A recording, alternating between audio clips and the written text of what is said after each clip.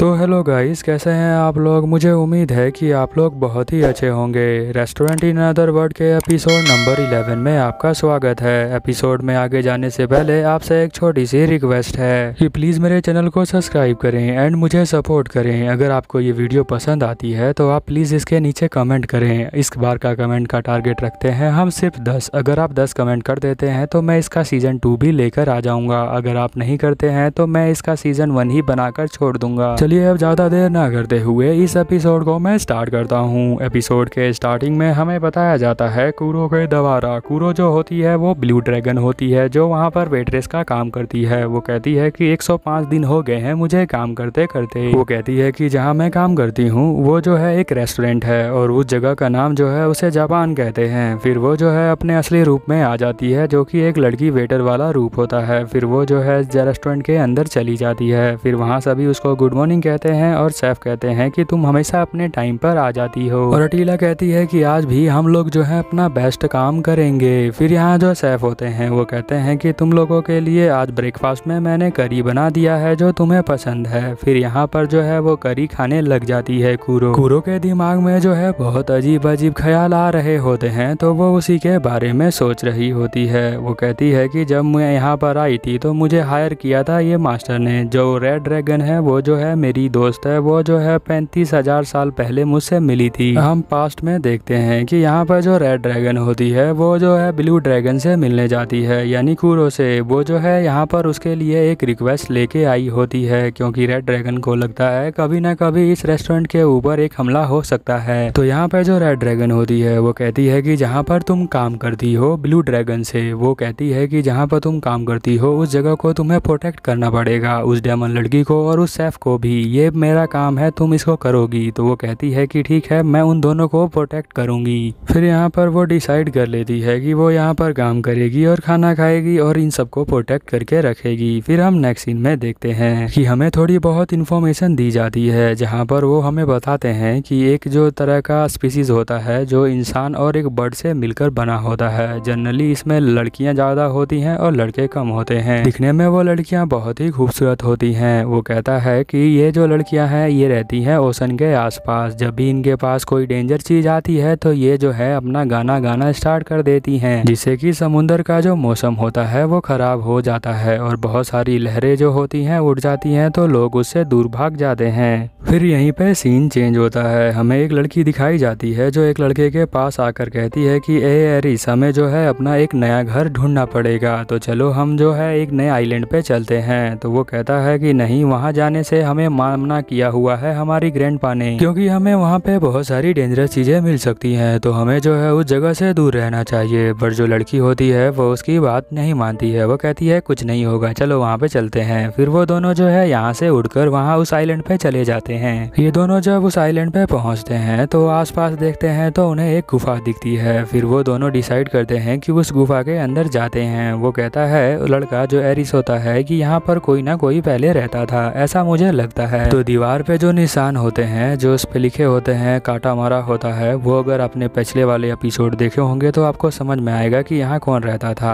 तो वही जो निशान है वो एरिस देखता है और कहता है कि ये निशान तो बहुत ज्यादा स्ट्रेंज है क्योंकि वो एक तरह की मार्किंग होती है। उसे जो है वो फ्यूगल नाम का बंदा होता है, उसे पता चलता है कि यहाँ पर जो है वो कब डे ऑफ सतूर आएगा जब वो रेस्टोरेंट के लिए जा पाएगा। तभी लड़की को एक जो है यहाँ पर पैकेट मिलता है। उस पैकेट में देखता है वो खोलकर एरिस तो उसे लगता है गोल्ड और सिल्वर कॉइन है। उस पैकेट के अंदर गोल्ड और सिल्वर कॉइन तो होते हैं और साथ में एक लेटर भी होता है जो इंसानों के लैंग्वेज में लिखा होता है। तो वो जो है उसे पढ़ना स्टार्ट कर देता है। तो उस पे लिखा होता है कि मैं इस आइलैंड पे रहता था 20 साल पहले और अगर तुम इस आइलैंड पे आ चुके हो तो तुम्हें बधाई हो और ये तुम्हारे लिए मैंने पैसे छोड़े हुए हैं। ये तुम मेरी तरफ से तुम्हारे लिए एक गिफ्ट है। तुम जो हो इस पैसे को लेकर उस रेस्टोरेंट के अंदर जा सकते हो जो हर दिन 7 दिन बाद एक बार खुलता है। और लेटर के आखिरी में लिखा होता है उस बंदे का नाम। उस बंदे का नाम होता है फ्यूगल। फ्यूगल आपको पता होगा। फिर हम देखते हैं कि ये दोनों जो होते हैं जब तक टाइम बचता है जब तक और इंजॉय करने लग जाते हैं, फिर वो यहीं पे सो जाते हैं। और हम देखते हैं कि ये दोनों जब मॉर्निंग में उठते हैं तो ये जो है सी को देखकर प्रेयर करते हैं। तो सी इन्हें खाने के लिए फिश देता है, बट ये फिश को फ्राई नहीं करते हैं, ऐसे ही खा लेते हैं क्योंकि इन्हें ऐसे ही खाना पसंद है। फिर हम नेक्स्ट सीन में देखते हैं कि उन्हें जो है वो गेट दिख जाता है। फिर वो दोनों डिसाइड करते हैं कि चलो इस गेट के अंदर हम चलते हैं और देखते हैं कि अंदर क्या है। तो जब उस गेट को वो लोग खोलते हैं तो अंदर जो है अटीला होती है जो उनका वेलकम करती है। बट वो लोग तो यहाँ पे बहुत सारे इंस्ट्रूमेंट को देखते हैं, यानी बहुत सारा जो टेबल रखा होता है उन्होंने पहली बार देखा होता है। वो पूछते हैं कि ये क्या है, तो वो बताती है कि ये एक रेस्टोरेंट है, यहाँ तुम जो हो खाना खा सकती हो। फिर जो अटीला होती है वो कहती है कि मैं अभी जाके तुम्हारे लिए मेनू लेके आती हूँ, तुम उसमें देखकर बताना कि तुम्हें क्या पसंद है।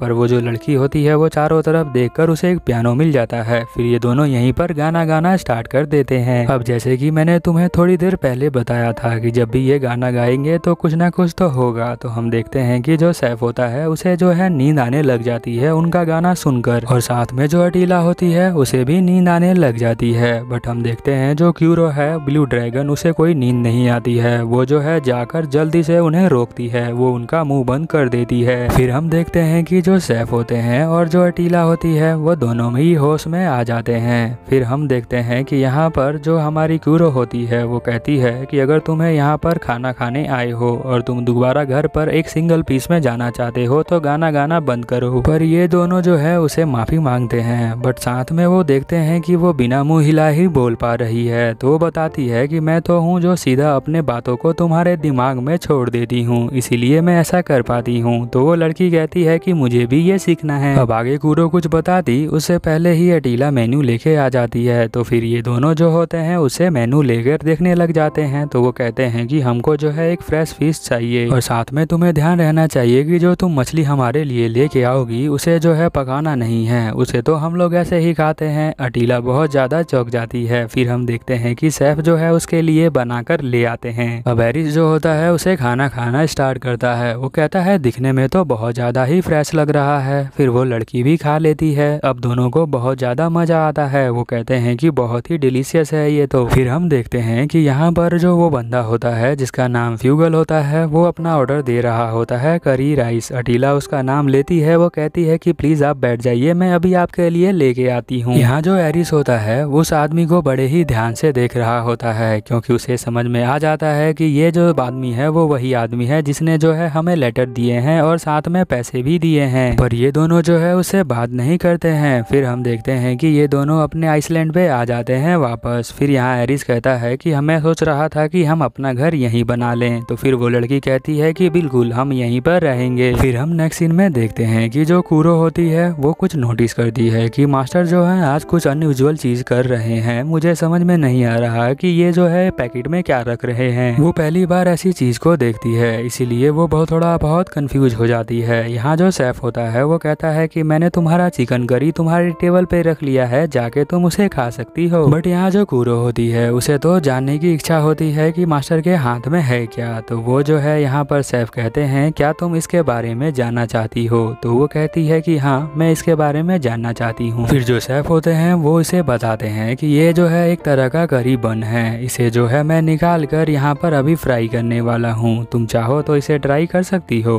तो यहाँ पर क्यूरो कहती है कि मैं इसे ट्राई करना चाहती हूँ, बट मैं अपना करी चिकन खत्म करने के बाद ट्राई करूंगी। मास्टर कहते हैं ठीक है, वैसे भी हमारे पास बहुत ज्यादा करी बन है, तो तुम जो हो इसे आराम से खा सकती हो। और फिर वो यहाँ पर उसे फ्राई करना स्टार्ट कर देते हैं। फिर हम यहाँ पर नेक्स्ट सीन के अंदर देखते हैं कि मास्टर सब कुछ बनाकर यहाँ पर खाने के लिए बैठ जाते हैं। अटीला भी यहीं बैठी होती है और साथ में जो क्यूरो है वो भी एक पीस उठा लेती है खाने के लिए। मास्टर यहाँ इन दोनों को बताते हैं कि मैंने जो है इसके साथ पीने के लिए लस्सी लेके आया हूँ, जो है दूध से बनती है फ्रेगमेंट करके। फिर हम देखते हैं कि यहाँ पर क्यूरो ने जो अपना पीस उठाया होता है वो उसे खाना स्टार्ट कर देती है और कहती है कि ये तो बहुत ही अच्छा लग रहा है, बहुत ही क्रंची है। थोड़ी देर बाद जो है वो अपना एक लस्सी का ग्लास भी उठा लेती है, उसे भी पीना स्टार्ट कर देती है। वो कहती है ये लस्सी भी बहुत अच्छी है क्योंकि ये थोड़ा पीने में खट्टी है और थोड़ा सा मुझे मीठी भी लग रही है। अब हमारा एपिसोड यहीं खत्म हो जाता है, तो मिलते हैं नेक्स्ट एपिसोड में, तब तक के लिए ओवर एंड आउट।